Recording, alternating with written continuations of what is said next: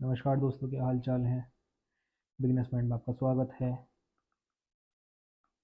और आज हम कर रहे हैं करंट अफेयर्स पूरी। तो ये कब से कब तक की है?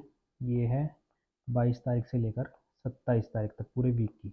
बीच में होली की छुट्टी भी थी, तो उस टाइम पे कोई ऐसा कुछ घटना घटी नहीं, लेकिन उससे पहले और बाद में जितनी भी घटना घटित हुई हैं, जो कुछ भी इम्पोर्टेंट है वो आपके सामने है। स्टार्ट करते हैं राष्ट्रीय से। 35 सोमाली समुद्री डाकुओं के साथ मुंबई पहुंचा आईएनएस कोलकाता। ये आईएनएस कोलकाता मुंबई पहुंच गया है। कितने?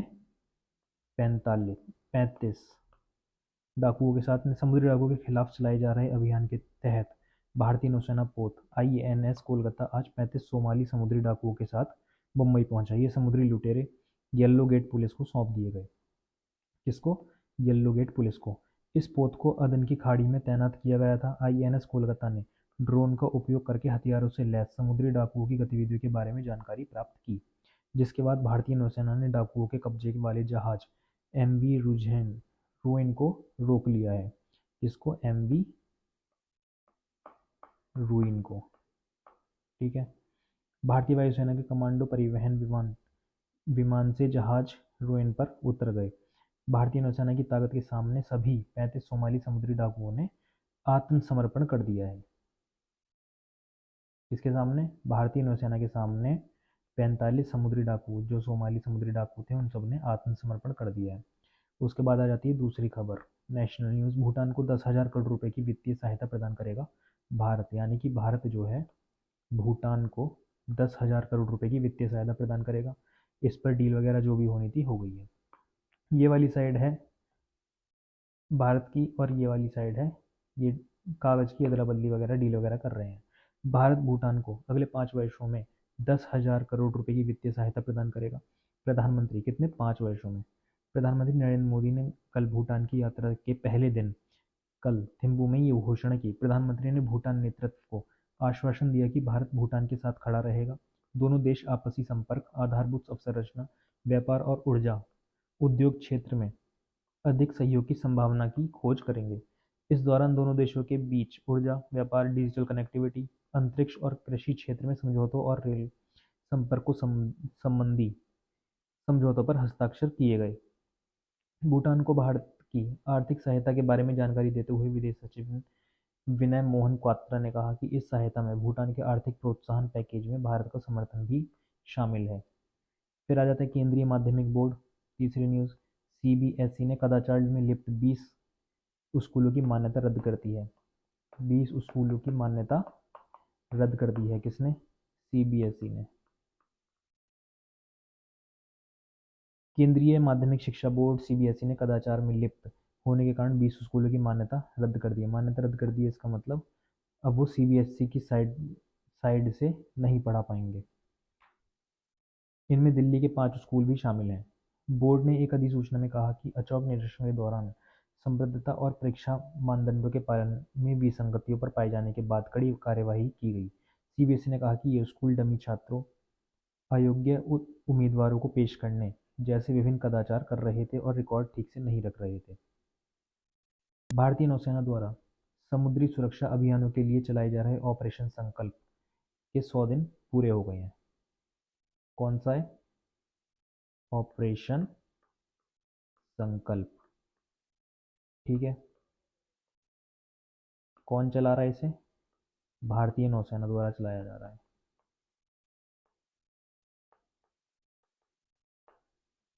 भारतीय नौसेना के समुद्री ऑपरेशन ने हिंद महासागर क्षेत्र में संकट के समय सहायता करने में पहल करने और मुख्य सुरक्षा भागीदार के रूप में महत्वपूर्ण भूमिका निभाई। भारतीय नौसेना ने 23 मार्च को ऑपरेशन संकल्प के अंतर्गत चल रहे समुद्री सुरक्षा अभियानों के 100 दिन पूरे कर लिए। यह अभियान 23 दिसंबर को शुरू हुआ था। भारतीय नौसेना ने इस दौरान 18 घटनाओं पर कार्यवाही की और पहले मददगार की भूमिका निभाई। भारतीय नौसेना ने 3 क्षेत्रों, अदन की खाड़ी, आसपास के क्षेत्रों, अरब सागर और सोमालिया के पूर्व में समुद्री सुरक्षा अभियान चलाए। पिछले 100 दिनों के दौरान नौसेना के जहाजों, विमान और विशेष बलों ने अपना प्रदर्शन किया और समुद्र की सुरक्षा का संकल्प लिया है। फिर आ जाते हैं विदेश मंत्री डॉक्टर सुब्रमण्यम जयशंकर ने सिंगापुर के प्रधानमंत्री से मुलाकात की है। किससे? सिंगापुर के प्रधानमंत्री से मुलाकात की है किसने? सुब्रमण्यम जयशंकर, जो हमारे विदेश मंत्री हैं। जयशंकर ने आज सिंगापुर के प्रधानमंत्री, ये सिंगापुर के प्रधानमंत्री हैं, क्या नाम है इनका? ली सिंग लूंग, से मुलाकात कर हिंद प्रशांत और पश्चिम एशिया पर चर्चा की। सोशल मीडिया पोस्ट में उन्होंने कहा कि भारत के साथ संबंध के प्रति श्री लूंग का सकारात्मक दृष्टिकोण दोनों देशों के संबंधों की शक्ति का स्रोत रहा है। डॉक्टर जयशंकर ने कहा कि मौजूदा अंतर्राष्ट्रीय परिदृश्य पर श्री लूंग के दृष्टिकोण को भारत महत्वपूर्ण मानता है। अगली न्यूज़ है, आतंकी फैक्ट्रियां बंद करे पाकिस्तान, ऐसा किसने कहा है? भारत ने कहा है। भारत ने आतंकवाद को समर्थन देने के लिए पाकिस्तान की आलोचना की है। पाकिस्तान जो है, सबको पता है कि किसको, आतंकवाद को अपना समर्थन देता है। ज़्यादातर आतंकवादी वहीं पे पाए जाते हैं। तो भारत ने कहा है कि पाकिस्तान को सलाह दी जाना चाहिए कि वह आतंक की फैक्ट्रियां बंद करे जो जम्मू कश्मीर में सीमा पार से आतंकी हमले करवाती है। भारत ने कहा कि पाकिस्तान का इतिहास है कि वह आतंकवादियों को मदद और पनाह देता रहा है। राज्यसभा के उपसभापति हरिवंश ने कल जेनेवा में अंतर संसदीय संघ की 148वीं सभा के दौरान पाकिस्तान के खिलाफ उत्तर देने के अपने अधिकार में यह बात कही। उन्होंने कहा कि पाकिस्तान का संयुक्त राष्ट्र सुरक्षा परिषद द्वारा घोषित आतंकवादियों की विशाल संख्या को सहायता और पनाह देने की घृणित रिकॉर्ड है। यही कहा है कि जो भी ये आतंकवादियों को जितनी पनाह वगैरह देता है, रखता है, पालता पोसता है, उन सबको अपना बंद करना पड़ेगा। अब ये ज़्यादातर नहीं चलेगा। चुनाव आयोग ने एक नई एप्लीकेशन बनाई है चुनाव प्रक्रिया पर नजर रखने के लिए, C vigil app. C vigil app बनाई है, कुछ ऐसी दिखेगी। इसके जरिए चुनाव प्रक्रिया पर पैनी नजर रख रहा है। यह ऐप आदर्श संहिता के उल्लंघनों की रिकॉर्डिंग, रिपोर्टिंग और समाधान के लिए है। इस ऐप के जरिए आदर्श आचार संहिता के उल्लंघन की फोटो, वीडियो आदि लेकर ऑनलाइन शिकायत की जा सकती है। एलआईसी विश्व स्तर पर सबसे मौजूद बीमा ब्रांड 2024 के तौर पर उभरी है। ये सभी ने सुना है, एलआईसी जीवन के साथ भी, जीवन के बाद भी। इसका लोगो है वो, इसका क्या है, कोड वगैरह बोलते हैं उसे। जो सार्वजनिक क्षेत्र की बीमा कंपनी भारतीय जीवन बीमा एलआईसी विश्व स्तर पर सबसे मौजूद बीमा ब्रांड 2024 के तौर पर उभरी है। एलआईसी ने बाजार मूल्यांकन में एसबीआई को पछाड़कर 5वीं सबसे मूल्यवान भारतीय सूचीबद्ध कंपनी के रूप में अपनी स्थिति फिर से हासिल की है। एलआईसी के चेयरमैन सिद्धार्थ मोहंती ने मंगलवार को एक बयान में कहा कि एलआईसी स्थानीय से वैश्विक प्रभुत्व तक दुनिया का नंबर 1 सबसे मजबूत बीमा ब्रांड है। एलआईसी का ब्रांड वैल्यू 9.8 अरब अमेरिकी डॉलर पर स्थिर है। एलआईसी का शेयर भाव 1175 के सर्वकालिक उच्च स्तर पर पहुंच गया है, जिससे ये भारत की सर्वमूल्यवान सार्वजनिक क्षेत्र का उपक्रम यानी कि पीएसयू बन गया है। ब्रांड फाइनेंस इंश्योरेंस के अनुसार एलआईसी के बाद इस सूची में ताइवानी कैथ लाइफ इंश्योरेंस को दूसरे सबसे मौजूद ब्रांड तौर पर दर्शाया गया है। कैथे लाइफ इंश्योरेंस का ब्रांड वैल्यू 9% बढ़कर 4.9 अरब डॉलर हो गया है। तीसरे नंबर पर ऑस्ट्रेलियाई एनआरएमए इंश्योरेंस है, जिसका ब्रांड वैल्यू 82% बढ़कर 1.3 अरब डॉलर हो गया है। अगली न्यूज़ है, प्रधानमंत्री नरेंद्र मोदी ने बेल्जियम के प्रधानमंत्री अलेक्जेंडर डी क्रू से फ़ोन पर बातचीत की है। प्रधानमंत्री नरेंद्र मोदी ने आज बेल्जियम के प्रधानमंत्री अलेक्जेंडर डी क्रू से फ़ोन पर बातचीत की। दोनों नेताओं ने व्यापार, निवेश, स्वच्छ प्रौद्योगिकी, सीमा कंडक्टर, औषधि और हरित हाइड्रोजन सहित विभिन्न क्षेत्रों में आपसी संबंधों को और मजबूत करने के तरीकों पर चर्चा की है। बातचीत में प्रधानमंत्री मोदी ने ब्रुसेल्स में पहले परमाणु ऊर्जा शिखर सम्मेलन की सफल मेजबानी के लिए बेल्जियम के प्रधानमंत्री को बधाई दी। दोनों नेताओं ने बेल्जियम की अध्यक्षता में यूरोपीय संघ परिषद के अंतर्गत भारतीय यूरोपीय संघ रणनीतिक साझेदारी को और मजबूत करने की प्रतिबद्धता व्यक्त की है।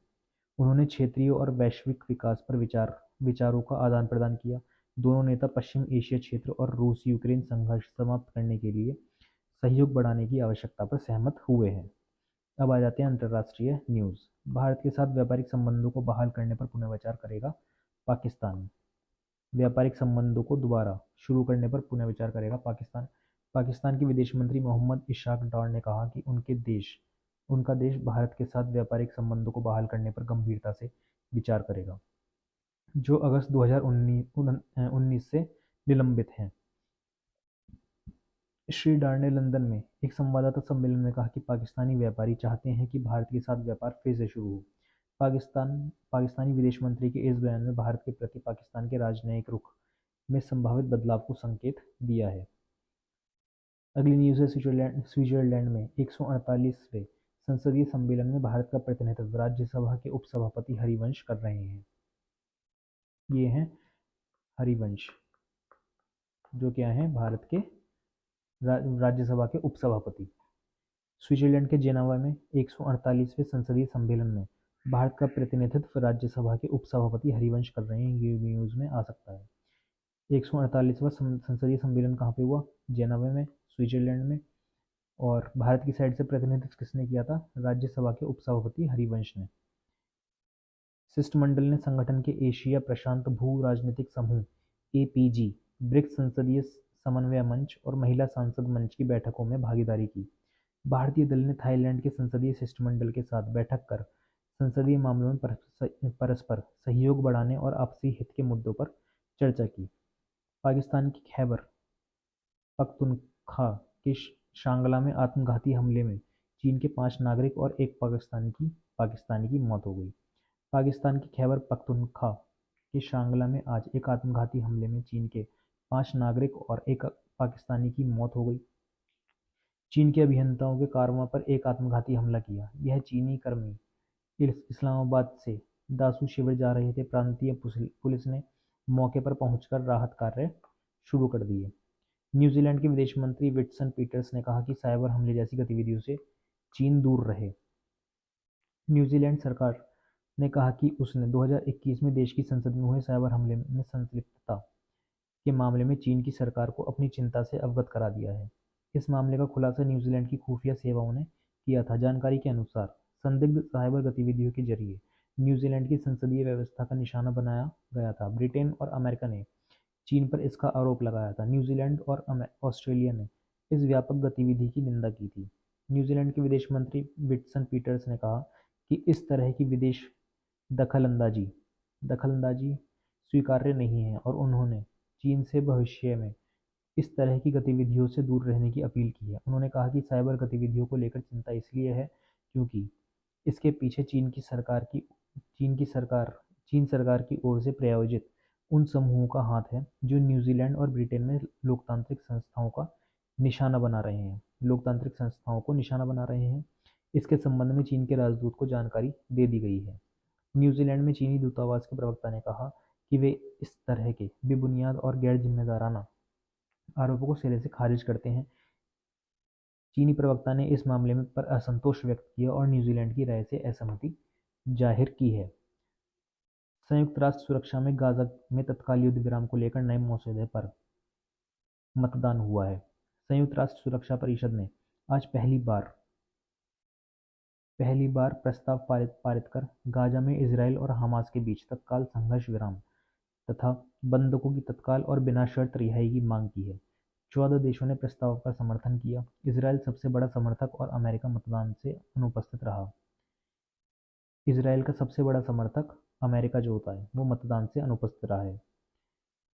संयुक्त राष्ट्र में अमेरिका की राजदूत लिंडा थॉमस ग्रीनफील्ड ने संघर्ष विराम प्रस्ताव पारित करने में देरी के लिए हमास को दोषी ठहराया। कहा कि असहमति के कारण अमेरिका मतदान में अनुपस्थित रहा। पिछले वर्ष 7 अक्टूबर को इजरायल पर हमले के बाद संयुक्त राष्ट्र सुरक्षा परिषद इजरायल हमास युद्ध में 2 भागों में विभाजित हो गया। पेश किए गए 8 प्रस्तावों में से अब तक केवल 2 ही प्रस्ताव पास हो सके हैं। ये दोनों प्रस्ताव गाजा पट्टी पर मानवीय सहायता उपलब्ध कराने से संबंधित थे। अब आ जाते हैं हम क्षेत्रीय समाचार।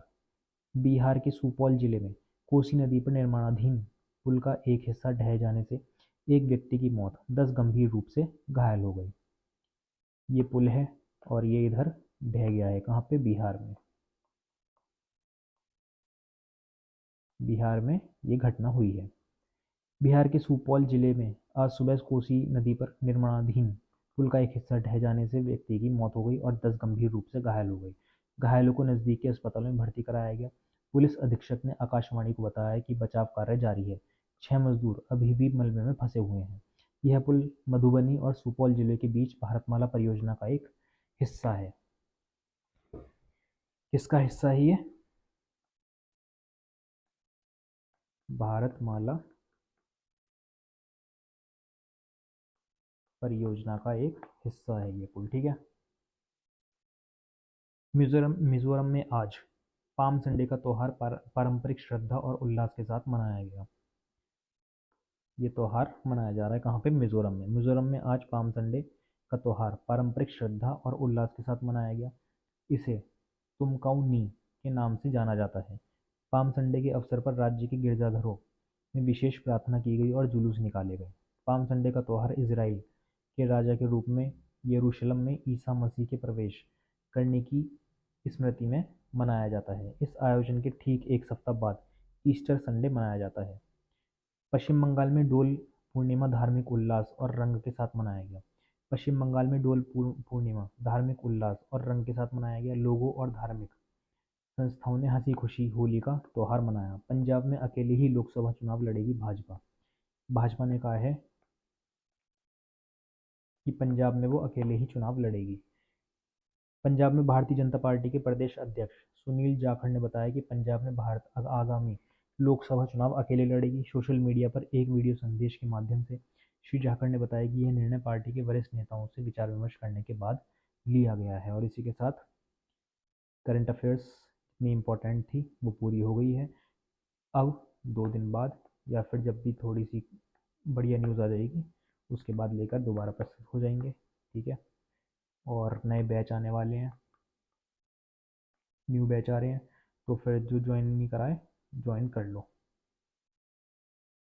और चैनल को सब्सक्राइब कर लो, अपने दोस्तों के साथ शेयर करो। अगर आप रेलवे के हैं, रेलवे के स्टूडेंट हैं, तो 1 अप्रैल से यहाँ तक है स्टार्ट हो जाएगा बैच।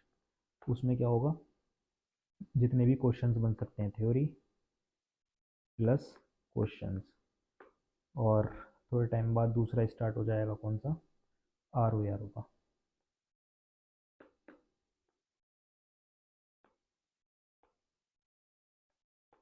आर ओ और ए आर ओ का, ठीक है। चलिए।